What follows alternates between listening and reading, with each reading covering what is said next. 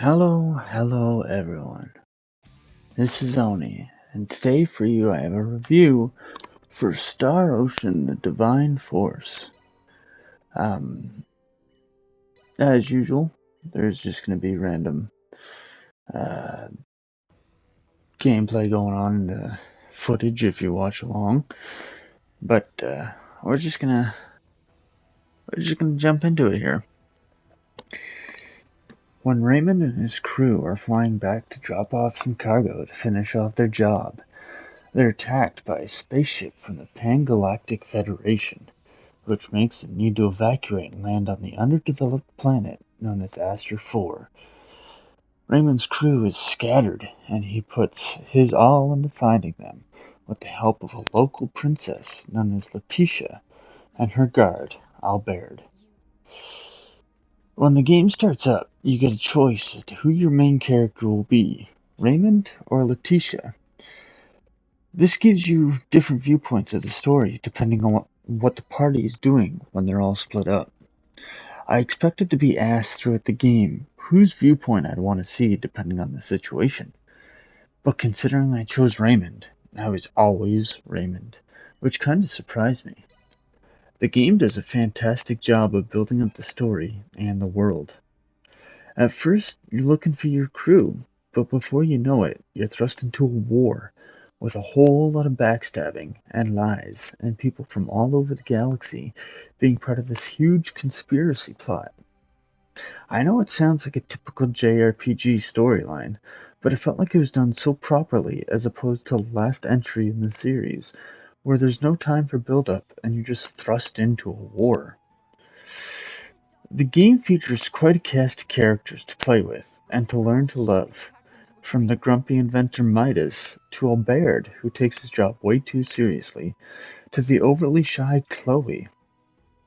There's no way you can't find someone to love. My favorite character was easily Albert, just because of the way he grows throughout the journey. I just wanted to hug him and tell him it'll all be okay. When it comes to the way the game plays, it's a touch different than the rest of the series. In this entry, you have an AP bar, which is basically just a bar that goes down when you do attacks. When you defeat enemies, it can go up, but sometimes when I defeated some, it never actually went up. The stronger the attack you want to pull off, the more the bars get used. When I was fighting a boss, most of the time I was stuck having only 5 bars, which is the minimum you can have. So I was stuck using some of my weakest attacks to defeat it. It didn't help that for most boss fights, I was all alone because the AI is some of the worst I think I've ever seen. When it comes to healing in most games, the healer can do it from a distance. Cast a nice spell from a corner, boom, you're healed. But in this, they have to get right next to you, make a little circle, and chances are they'll die doing it. When I'd revive them, they'd instead try to give me a buff for some unknown reason, then just stand still, instead of reviving the 2 dead people, so that they can help tackle the boss with me. Although, it's not like they are much help either, considering the boss could put up a big sign that says, "I'm gonna nuke the area in front of me," and they'd still stand in front of the boss. Again, the AI is just so bad. The exploration portion of everything is actually really awesome and unlike anything we've seen in the series. The areas are pretty big fields with chests to find. You can get pretty fast through them, which is surprising, and there's a whole lot of verticality thanks to the robot known as Duma. This little ball lets you defy gravity and soar through the air for a short while. So when I got to new towns, I had a blast exploring rooftops to see what kind of chests I could find. Chances are, I'd find something I already have, but the nice thing is that the game would auto-sell anything I had an excess amount of. The one thing I didn't get any of were the character endings, and boy did I try. Throughout the journey, when the party splits in towns, you get a chance to talk to everyone. Sometimes this would trigger an action known as a private action. Sometimes it wouldn't. Sometimes you get to respond with multiple answers. One answer giving you the most friendship points, some not. But you can't see these points, and you can't see the private actions either. At one point I was fast traveling to every town to figure out where the next set of actions were, and getting nowhere. Why set it up like this? I mean, private actions have always been sort of a hidden system in this series, but I really think it's time to change that. The dungeons in the game are all pretty straightforward when you actually reach a dungeon. Some have a few puzzles in them that had me run around for longer than I probably needed to, but it was fun figuring out the solution in the long run. They're all absolutely beautiful too, from ancient ruins to destroyed spaceships. I really enjoyed a lot of them. I do wish it had more puzzles in them though, because it does get boring just walking down hallways and fighting enemy set after enemy set.